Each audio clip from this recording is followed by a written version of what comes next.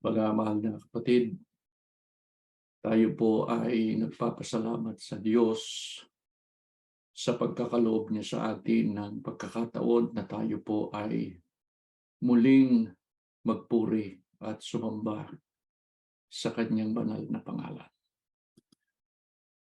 Mga kapatid, ang marami sa atin ay iminulat at natuto sa pagtuturo ng ating mga magulang tungkol sa pananatili na matapat at maalam na naglilingkod sa Panginoon Diyos.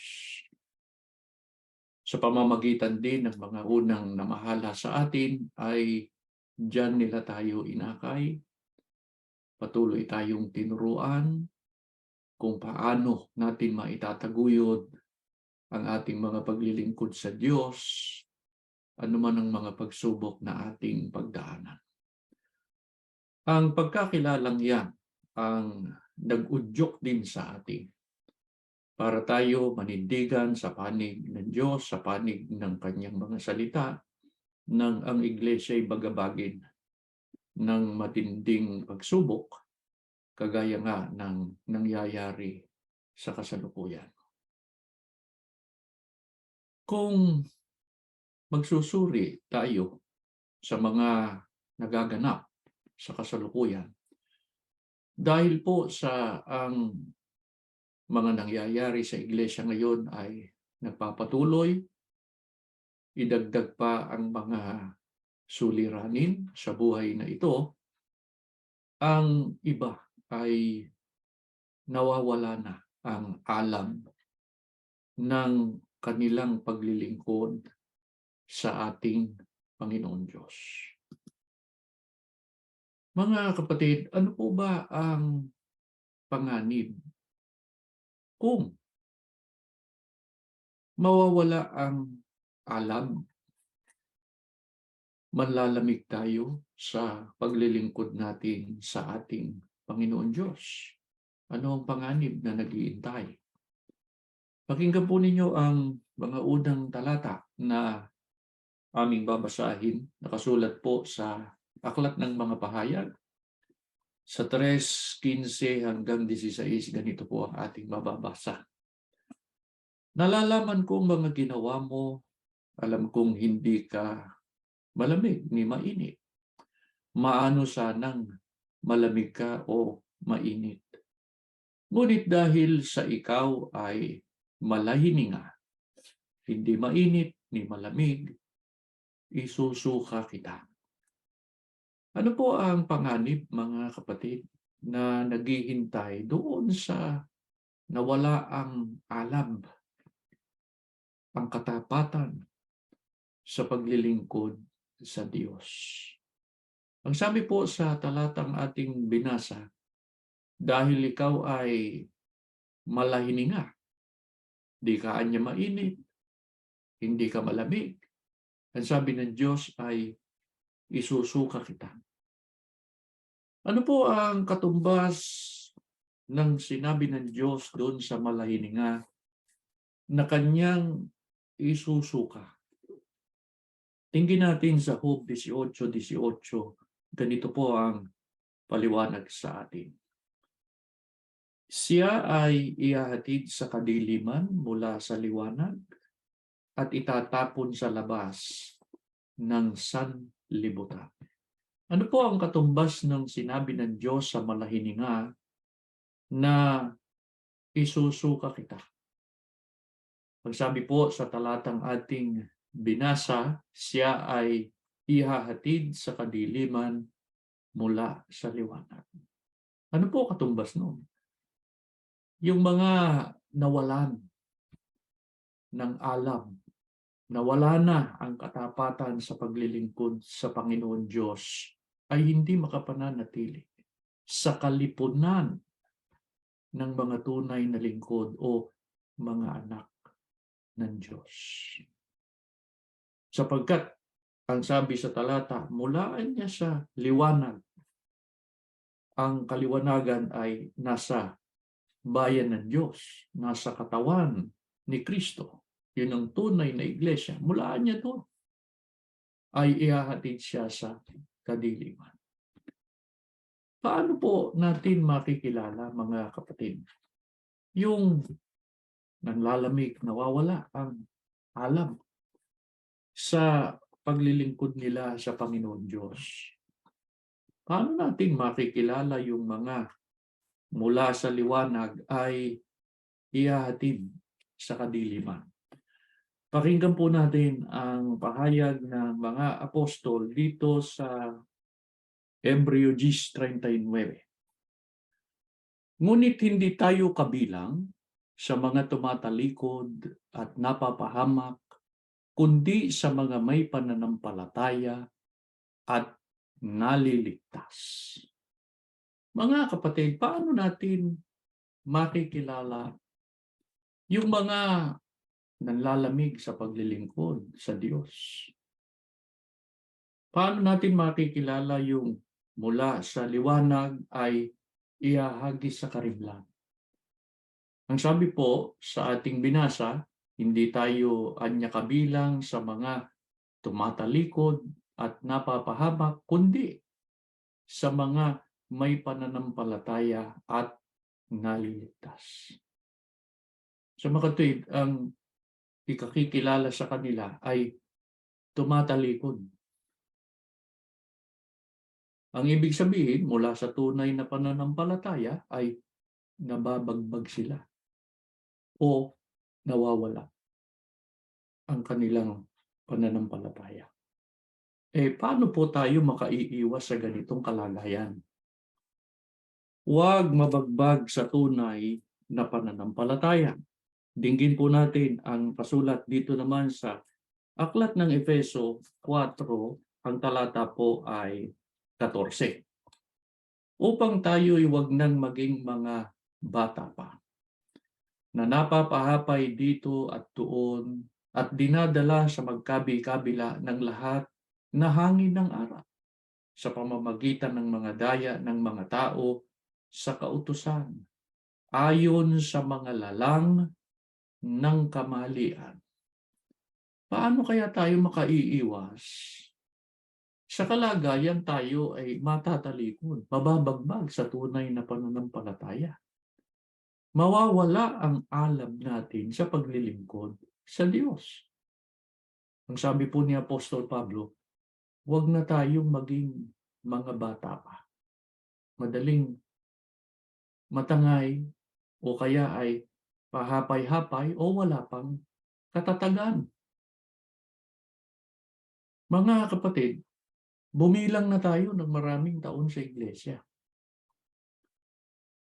At dapat nakarating na tayo sa maturity ng ating pananampalataya. Paano natin makikilala yung nakarating na sa maturity ng kanyang pananampalataya? Hindi na bata sa pananampalataya. Hindi na natatanayan ng mga maling aral. Sa mga kapatid, yung doktrina, yung tunay na aral na natutunan niya, sinampalatayanan niya, ay namamalagi siya doon. Hindi siya kailanman matatangay ng maling doktrina o ng maling aral. Kasunod na tanong, mga kapatid, paano tayo makaiiwas na matangay ng mga maling aral? Paano tayo makaiiwas na tayo ay madaya? Basahin natin sa Roma 12:11 hanggang 12.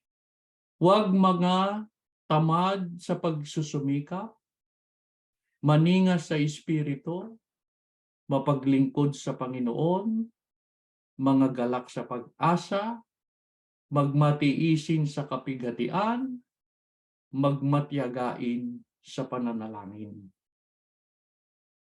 Kung babasahin natin yan sa dating salin ay ganito ang pagkakatala naman doon.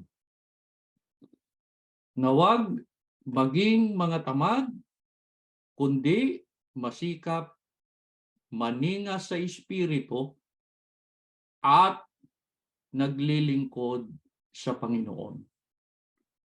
Kaya mga kapatid, itanong natin sa ating sarili.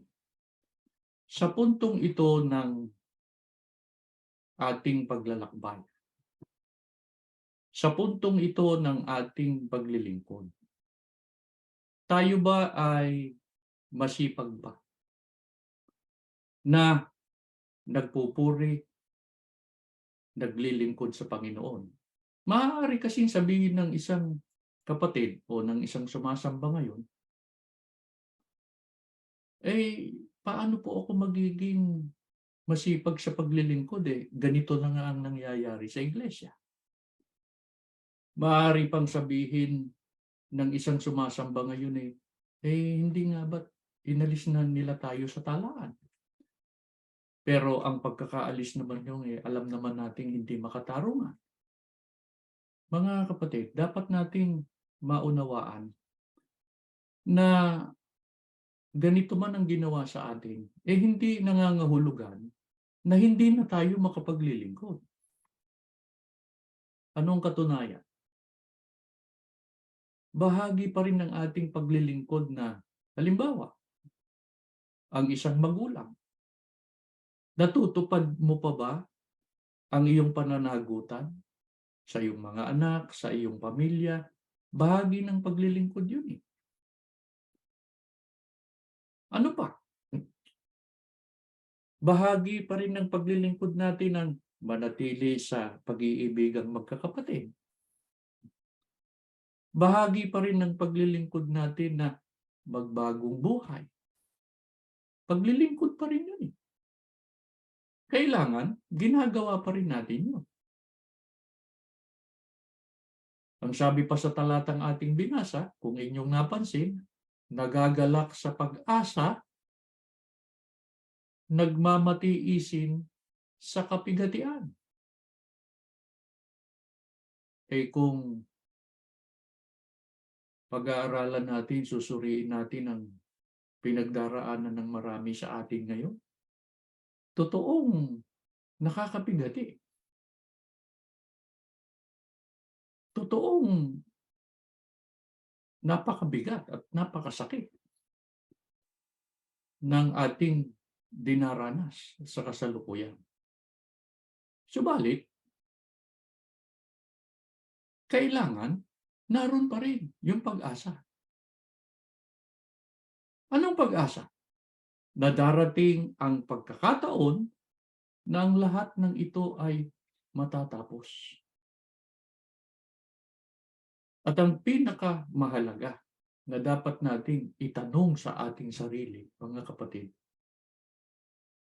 tayo ba ay nananalig pa na ang iglesia ay mababalik sa kanyang dating kalagayan? Sapagkat ang iglesyang ito, batay po sa marami na nating mga pag-aaral, hindi na ito matatalikod sa kabuuan. Daratnan na ito ng araw ng paggapas. Yun ba? Inaasahan pa natin? Sumasampalataya pa ba tayo doon? Isa pa, ayon sa talata na ating binasa, matiyaga sa pananalangin. Kaya tayo ba ay nagpapanata pa? Natitipon pa ba natin yung ating sambahayan? Nakapagdaraos pa ba tayo ng mga pananalangin sa Diyos? Mga kapatid, dapat tuloy-tuloy yan. Dapat ay lagi nating nagagawa yan. Hanggang kailan dapat nating gawin, mga kapatid, na tayo ay matyaga sa paglilingkod? Halimbawa, sa ating mga pagsamba. Ang pagsamba natin ngayon ay ganito. Ito ang pagsamba natin sa Diyos ngayon. Hanggang kailan tayo dapat na maging matyaga sa mga kapigatian, sa mga pagsubok na ating pinagdaraanan? Hanggang kailan tayo dapat na umaasa sa magagawa ng Diyos. Pakinggan natin. Dito po sa aklat ng Ebreo, sa 6:11 hanggang 12. At pinakananais ko na ang bawat isa sa inyo'y patuloy na magsumikap hanggang wakas upang kamtan ninyo ang inyong inaasahan. Kaya't huwag kayong maging tamad. Tularan ninyo ang mga taong nagtitiis at nananalig sa Diyos at sa gayoy tumatanggap ng mga ipinangako niya. Mga kapatid, hanggang kailan tayo dapat na maging matyaga sa paglilingkod? Hanggang kailan tayo dapat na, halimbawa, sasamba? Hanggang kailan tayo dapat na aasa sa magagawa ng Diyos? Hanggang kailan dapat isagawa ang mga pananalangin sa Diyos? Ang sabi po sa talata, hanggang wakas. Dumating na ba ang wakas sa atin? Hindi po. Hindi pa. Tayo mga kapatid, naglalakbay pa patungo sa hangganan o patungo sa wakas. Wakas man ng ating buhay o wakas ng sanlibutan ito, kailangan maitaguyod po natin ang ating mga paglilingkod sa Diyos. Ano po ang katunayan, mga kapatid? Na tayo ay namamalagi na matibay, nagtitiyaga, nakatalaga sa mga paglilingkod sa Diyos. Babasahin natin ang sagot sa 2 Korinto sa 4:8 hanggang 9. Ganito po ang ating mababasa. Sa magkabi-kabila ay nangagigipit kami. Gayunmay hindi nanganghihinagpis. Nangatitilihan, gayunmay hindi nawawalan ng pag-asa. Pinag-uusig, gayunmay hindi pinababayaan. Inilulugmok, gayunmay hindi nangasisira. Mga kapatid, paano natin mapatutunayan na namamalagi tayong matibay, matiyaga, nakatalaga sa mga paglilingkod sa Diyos? Narinig po ba ninyo yung pahayag ni Apostol Pablo? Ang sabi, sa magkabi-kabila, ginigipit kami, pero hindi kami naghihinagpis. Nangatitilihan, pero hindi nawawalan ng pag-asa. Pinag-uusig, inilulugmok, gayon may hindi nangasisira. Masasabi po natin na sa kasalukuyan, dinaranas natin yan. Yung mga sinabing yan ni Apostol Pablo. Pero, kung tayo man ay pinag-uusig, kung tayo man ay ginigipit, kung meron mang nakapagdudulot sa atin ng matinding hinagpis, hindi tayo dapat na mawalan ng pag-asa. Hindi natin dapat isuko ang paglilingkod sa Diyos. Kahit pa sabihin natin na bumigat pa ang pagsubok sa ating pananampalataya. Kahit pa sabihin natin na ang suliranin, ang pagsubok sa iglesia ay tumagal pa sapagkat hindi naman natin alam eh. Sapagkat ang Diyos lang ang tanging nakakaalam. Kalooban niya ito eh. Ano po ang dapat na maging paninindigan natin? Huwag tayong susuko. Tayong titigil. Bakit hindi susuko? o hindi titigil sa paglilingkod. Pagpupuri sa Diyos ang mga tunay na hinirang. Sa unang Timoteo 4:10, sapagkat dahil dito ay nagsisipagpagal kami at nagsisikap sapagkat may pag-asa kami sa Diyos na buhay. Bakit po hindi susuko, hindi titigil sa paglilingkod sa Diyos ang mga tunay na hinirang? Ang mga tunay na mga anak ng Diyos. Ang sabi ni Apostol Pablo, dahil dito kami ay nagsisipagpagal at nagsisipagsikap sapagkat may pag-asa kami sa Diyos na buhay. Mga kapatid, kaya tayo namamalagi hanggang sa kasalukuyan, kaya tayo nakapagpapatuloy sa kabila ng mga pagsubok sa ating pananampalataya. Kaya tayo hanggang ngayon nakasasamba sa Diyos sapagkat ang pag-asa natin ay nag-alagak sa Diyos.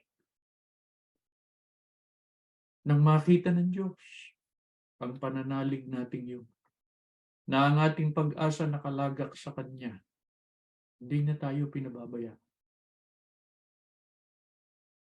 At kung hindi dahil sa tulong at habag ng Diyos sa atin, hindi natin maitataguyod ang ating paninindigan. Kaya ba tayo nakapanindigan sapagkat napakahusay natin, napakagaling natin? Hindi. Kaya tayo nakapagpapatuloy ay sapagkat niloob ng Diyos. Ibiniyaya niya sa atin ang lakas na ating kailangan. At dahil sa ang pag-asa natin ay nakalagak sa Diyos, ano ang Kanyang inaasahan? Sa mga nagtitiwala at sa mga umaasa sa Kanya. Sa Ikalawang Timoteo 4:6-8, pakinggan ninyo, mga kapatid. Sapagkat ako'y iniaalay na at ang panahon ng aking pagpanaw ay dumating na. Nakipagbaka ako ng mabuting pakikipagbaka. Natapos ko na ang aking takbo. Iningatan ko ang pananampalataya. Buhat ngayon ay natataan sa akin ang putong na katwiran na ibibigay sa akin ng Panginoon na tapat na hukom sa araw na iyon.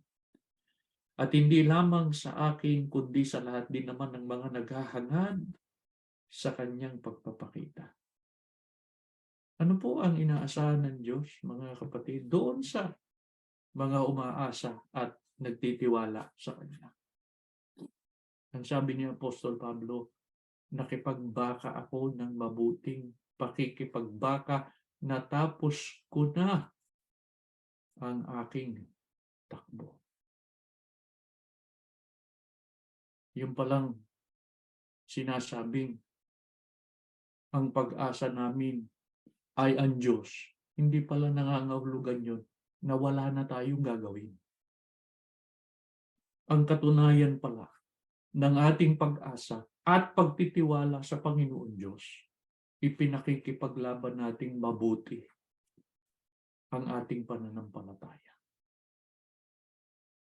Paano po yung mga dahil sa pagsubok ay ang katwiran ay hindi na muna ako sasamba. Hindi ko na muna tutuparin yung aking mga pananagutan sa Diyos sapagkat ang iglesia ay ganito ngayon eh. Hindi ho yun nakikipagbaka. Hindi yun ipinakikipaglaban ang kanyang pananampalataya. Sumuko na yun eh. Ang kailangan, ipakipaglabang mabuti ang pananampalataya. Ano ba ang ating pananampalataya? Kailangang itaguyod ang pagpupuri sa Diyos. Kailangang manindigan sa panig ng katotohanan. Kailangan itaguyod ang pagsunod sa mga kalooban ng Diyos. Hanggang kailan? Hanggang sa matapos na ang takbuhin ito. Kaya kung titingnan natin yung mga kapatid, yung mga kasama natin dati na pinapagpahinganan ng Diyos,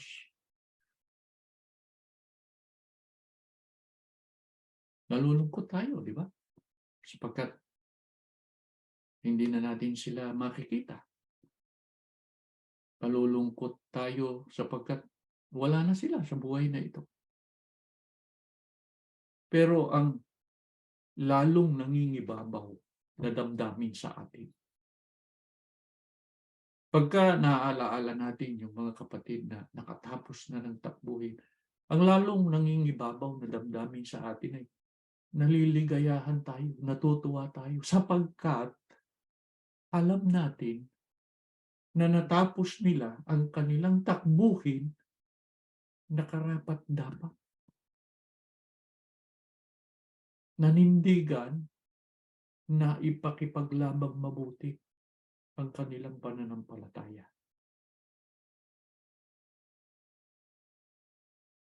Kaya kung minsan nasasabi natin, mapalad sila.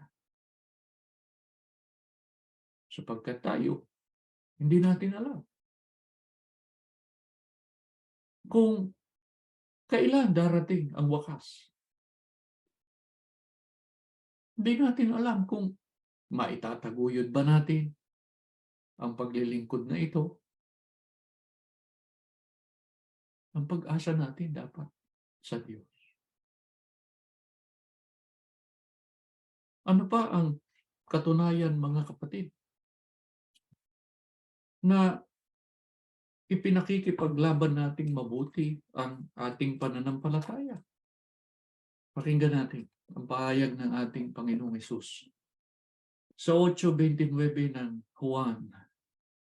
At ang nagsugo sa akin ay sumasa akin. Hindi niya ako binayaang nag-iisa, sapagkat ginagawa kong lagi ang mga bagay na sa kanya'y nakalulugod. Ano po ang katunayan pa na ipinakikipaglaban natin mabuti ang ating pananampalataya? Ang sabi ng Panginoong Hesus, ginagawa kong lagi ang mga bagay na nakalulugod sa Kanya. Kaya pagka sumasamba ka, bagay na nakalulugod sa Diyos. Tinutupad mo ang iyong pananagutan bilang magulang, bilang ama. Tinutupad mo ang mga natutunan mo, ang mga aral na iyong tinanggap. Pagka yun ay nasusunod mo, bagay na nakalulugod sa Diyos. Anong ibinunga sa ating Panginoong Jesucristo sa paggawa niya ng mga bagay na nakalulugod sa Diyos? Ang sabi ng Panginoon, hindi ako pinabayaan ng Diyos. Kaya hindi natalikod. Hindi tumigil.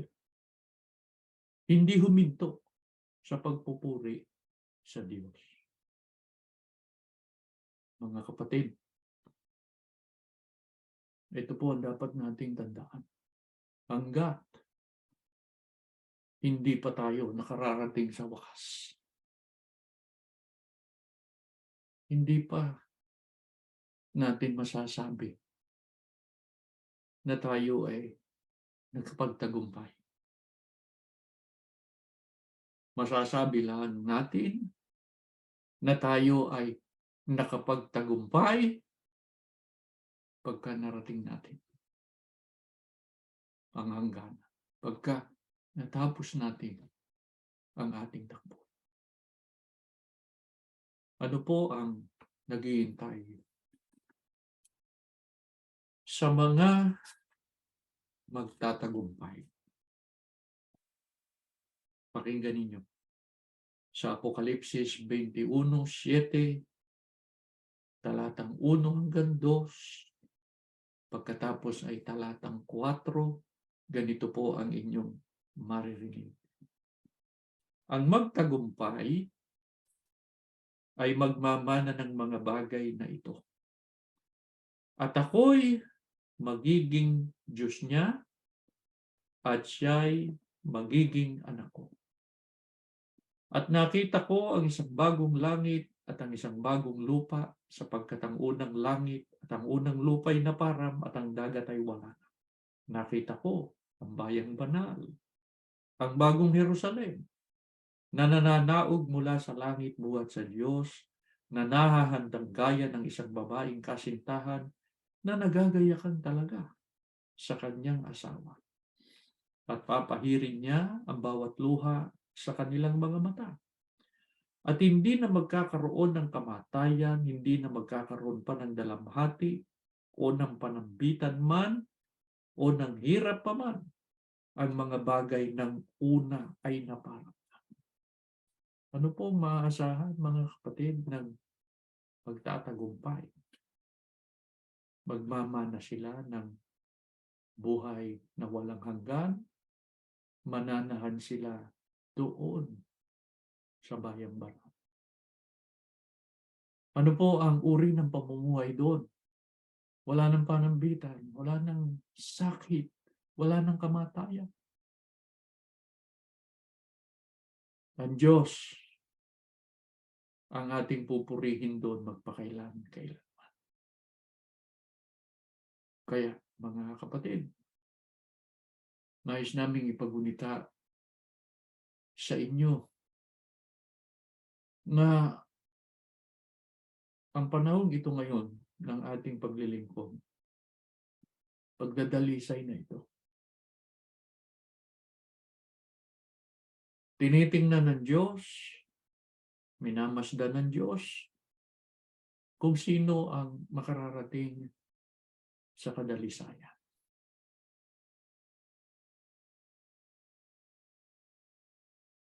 Ang makararating sa kadalisayan ay yung makapapasa sa pagsubok na ito, sa matinding pagsubok na ito. Kaya nga sabi, daraan sa apoy. Bakit kailangang maging makarating sa kadalisayan? Sapagkat yung dalisay, yun ang magtatagumpay. Yung dalisay, yun ang papasok sa kaharian ng Diyos. Kaya mga kapatid, kung meron man tayong dapat na pinakahangad sa buhay na ito, hangarin natin na matapos natin ang ating takbuhin. Hilingin natin sa Diyos na bigyan niya tayo ng magandang wakas.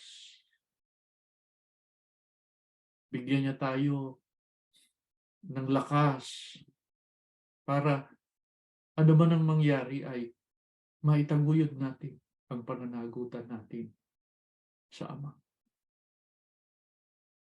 Kaya, sa tuwing tayo po ay mananalangin kasama ang ating sambahayan, lagi nating ipakiusap sa Diyos na sana maawa siya. Maawa siya sa ating sambahayan, lahat tayo makapagtaguyod ng ating pananagutan para makatiyak tayo ng kaligtasan. Yan ang ating leksyon, mga kapatid, tumayo kayo at tayo ay mananalangin. Panginoon po namin Diyos, habang tinatanggap namin ang iyong mga salita, muling naunawaan ng bawat isa sa amin kung gaano kahalaga na maitaguyod namin ang aming mga paglilingkod sa iyo hanggang marating namin ang wakas o hangganan ng paglilingkod na ito. Ama, kami po ay nagtatapat sa iyo. Sa ganang aming sarili, hindi namin ito makakaya. Mapagkulang kami, mapagkasala kami. Ama Diyos, maawa ka. Ikaw lamang ang tangi naming pag-asa na makatutulong po sa amin. Ama, nagpasya na kami sa iyo. Ikaw lamang ang aming sasambahin, ikaw lamang ang aming pupurihin. Ang inihiling lang namin, pagka po nahihirapan na kami, sapagkat narito pa kami sa buhay na ito. Maraming mga pagsubok, may mga suliranin kami sa aming buhay. Kung minsan, Ama, sunod-sunod ang mga pagsubok na aming dinaranas. Ang hiling namin pagka po nakita mong nananalangin na kami sa iyo. Maaari po ba iabot mo po ang iyong kamay? Ama Diyos, alalayan mo kami. Damputin mo kami ng iyong kapangyarihan. Bigyan mo pa kami ng pag-asa, ng lakas na aming kailangan. Iudyok mo sa amin, Ama, na kailanman hindi mo kami pababayaan at ikaw ang magtataguyod sa amin. Ama, sa pagsambang ito, halika sa amin. Muli naming maranasan ang iyong kapangyarihan. Ama, sapagkat kung ikaw ay sumasa amin sa pamamagitan ng iyong Espiritu, nasasabi namin sa aming sarili, makapagpapatuloy kami. Kaya pa namin. Kaya pa namin magtaguyod sapagkat naririyang ka na umaalalay sa amin. Salamat sa iyong kabutihan, sa iyong mga pagpapala sa amin. Ama, huwag mo kaming lalayuan sapagkat wala kaming magagawa kung wala ka sa amin.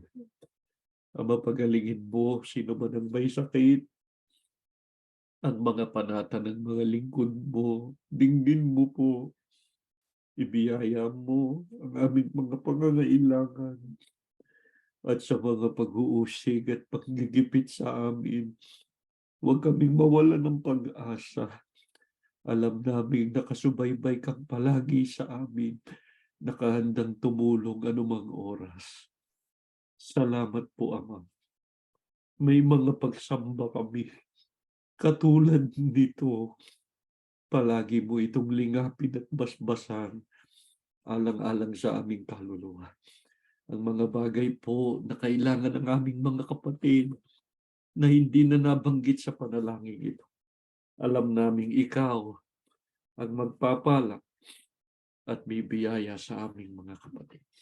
Patawarin mo po kami, Ama, sa aming mga kasalanan. Sa ngalan ni Jesus, dakila naming tagapagligtas.